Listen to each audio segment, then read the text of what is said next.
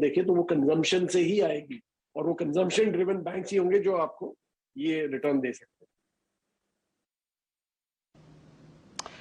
ईरानी साहब, सन 2022 की चर्चा करते हैं। कुछ ही समय में हम लोग तिमाही नतीजों पर जुड़ते हुए दिखेंगे, और एक सेक्टर जिसने बहुत जबरदस्त रिटर्न सन 2021 के दिसंबर में दिया है वो है आईटी। कोई भी स्टॉक उठा लीजिए, चाहे फ्रंटलाइन चाहे मिड कैप, जबरदस्त मोमेंटम।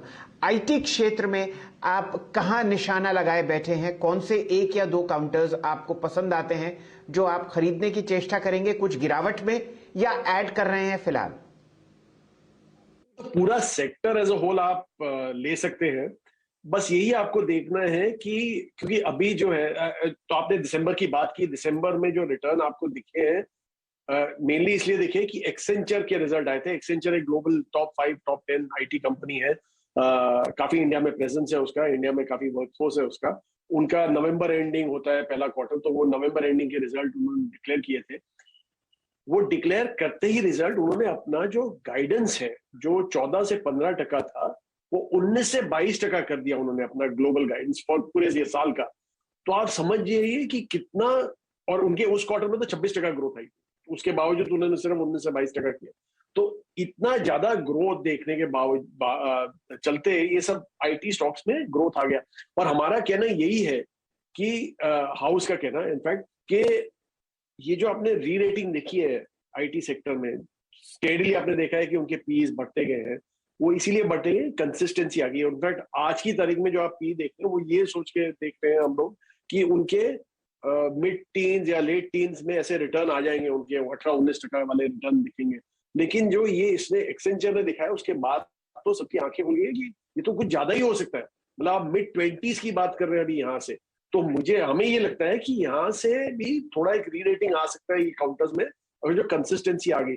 दूसरी बात रही कि कौन से काउंटर्स में, हमें ऐसे लगता है कि बिकॉज इतना डिमांड है ये सेक्टर में, मतलब ये इंडस्ट्री में, तो उसके चलते सप्लाई का इशू होगा। सप्लाई मतलब इंजीनियर्स जो होते हैं जो प्रोग्रामिंग वगैरह करते हैं उनका थोड़ा प्रॉब्लम हो सकता है, बिकॉज उनको भी इंसेंटिव वगैरह ज्यादा देने पड़ेंगे। अभी नॉर्मली जो स्मॉलर आईटी कंपनीज होती हैं वो ज्यादा सफर करती हैं, बिकॉज वो कोचिंग पूल होती हैं लार्जर कंपनीज के लिए।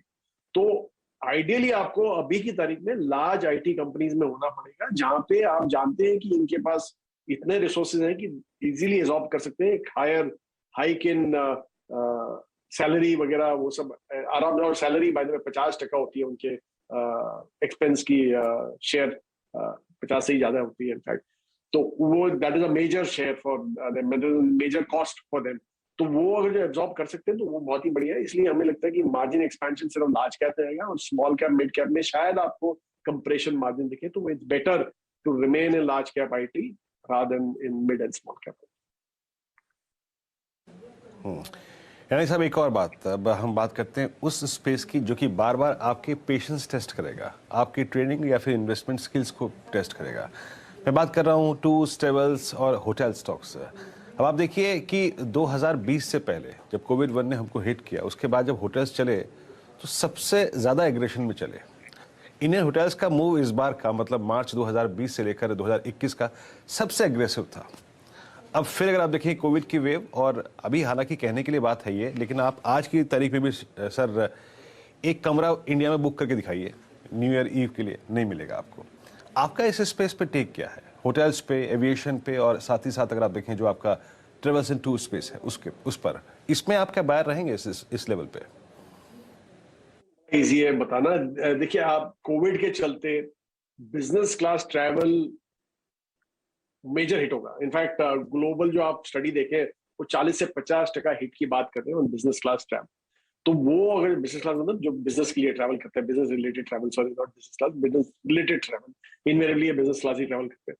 तो अगर जो वहां हिट आया तो ये एक सेक्टर, एक तो ये है कि आपकी कैपेसिटी बहुत ज्यादा है इस सेक्टर में। इनफैक्ट आप देख रहे हैं कि अभी 3 और नए एयरलाइंस आने वाले, नए मतलब एक तो एयर इंडिया बड़ा स्ट्रांग होके आएगा टाटा की बैकिंग के साथ, दूसरा जेट एयरवेज प्राइवेट इन्वेस्टर्स के साथ, और तीसरा अकासा, एक और जो नया वाला है हमारे राकेश जी के जो प्रमोटेड है एविएशन स्टॉक, वो शायद आने वाला है।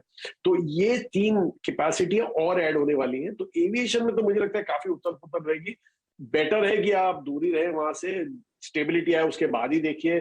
भाव भी अच्छे थे निकलने के लिए, तो एनीवे वो एक तो आप वो साइड में रखिए। दूसरा है, होटल की बात की आपने, हमें भी यही लग रहा था कि ओपनिंग ट्रेड है, बहुत अच्छा कर सकते हैं, पर अनफॉर्चुनेटली ओमिक्रॉन के चलते वो ट्रेड थोड़ा फिर से एक्सटेंड हो गया है। इंडियन होटल्स पर से, जैसे आपने बोला कि कमरा बुक करने में तो पसीने छूट जाते हैं, क्योंकि आज की तारीख में डोमेस्टिक टूरिज्म जो है वो ही पिकअप हुई है, क्योंकि कोई चॉइस नहीं है किसी के पास बाहर जाने को। बाहर जाओ तो 50 चीजें पहले आपको टेस्ट करवाओ, ये कराओ, वो कराओ, वो सब करना पड़ता है। तो उसके चलते आई थिंक इंटरनेशनल जो इंडियन टूरिस्ट है बाहर जाने के लिए, वो तो बंद ही हो गए लिटरली, मतलब ट्रिकल है बिल्कुल। तो वो उनके पास ऑप्शन नहीं है, तो वो अभी डोमेस्टिक टूरिज्म ही कर रहे हैं। तो इसके चलते ये सब हो रहा है, डिमांड हो रहा है। पर एक बार बॉर्डर्स खुल जाते हैं तो शायद वहां पे इंटरनेशनल टूरिज्म आ जाएगा और वहां से आपको डॉलर अर्निंग दिखेंगे ये सब स्टॉक में। तो उनके लिए तो अच्छा ही है, पर थोड़ा ये है कि पेशेंस रखना पड़ेगा आपको, क्योंकि डोमेस्टिक टूरिज्म में इतना ज्यादा मार्जिन नहीं होते जितने आपके इंटरनेशनल टूरिज्म में होते हैं। एक फेज आता है जहाँ पे आपको कमाई अच्छी हो जाती है, और ये फेज है होटल्स के लिए कमाई अच्छी करने का। तो वो है वहां पे। और बस बाकी तो आप टूरिज्म ट्रैवल में और कोई स्टॉक तो ज्यादा मायने रखता नहीं है, सब ऑनलाइन बुकिंग वाले हैं, तो छोड़ दीजिए।